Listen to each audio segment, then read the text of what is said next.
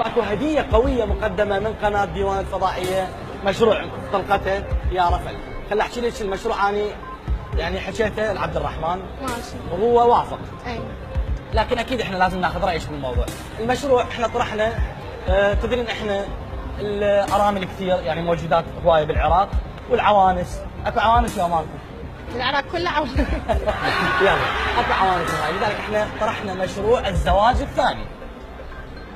لكن مو كل واحد يقدر يتزوج يعني مرتين. احنا ايش سوينا؟ خصصنا مبلغ 5 ملايين اللي يتزوج مره ثانيه، بالاضافه الى ما نعطيكم الفلوس خليها الفلوس بس يعني. بالاضافه الى راتب تقاعدي الى لعبد الرحمن. ماشي حلو، عاشت ايده موافقه لحد الان. فعبد الرحمن قال لي انا ما عندي اي مشكله، لكن خلينا نشوف رايه، اكيد يعني نشوف ال5 ملايين والراتب التقاعدي اكيد يعني يفيدنا. جيتوا جبتوا هذا البرنامج جيتوا علي؟ لا مو عليك، بس اسمحي لي خليني افهمك. اي مو عليك جبنا البرنامج.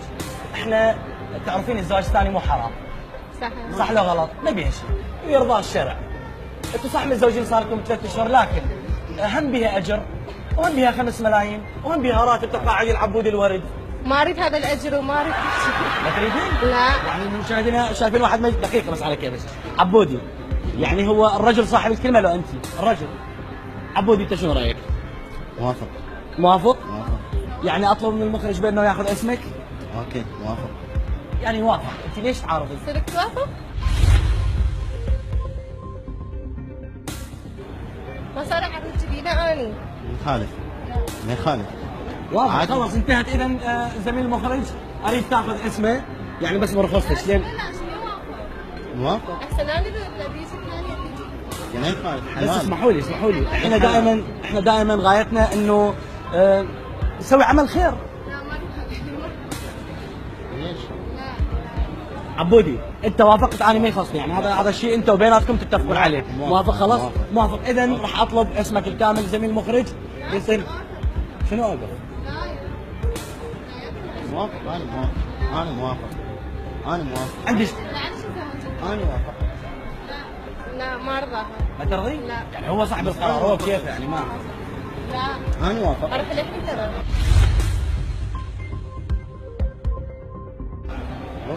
والله اروح. ماشي تعال. يلا اعتذر عني منكم لا يخالف. دقيقة كذب بس لحظة كذب. يعني وين تروح لهل؟ اهل شو وين انت؟ بالشمال. يعني تروح للشمال هناك تاكسي؟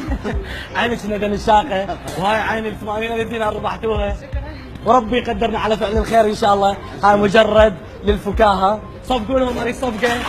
طبعا انتم توينز اكثر من رائع. انا اتفقت ويا عبد الرحمن، قلت له انه راح نقول بانه انت على اساس تتزوج مره ثانيه، لكن ماكو شيء مشروع، مجرد مثل الكاميرا خفيه او مقلب حبينا نسوي بيك.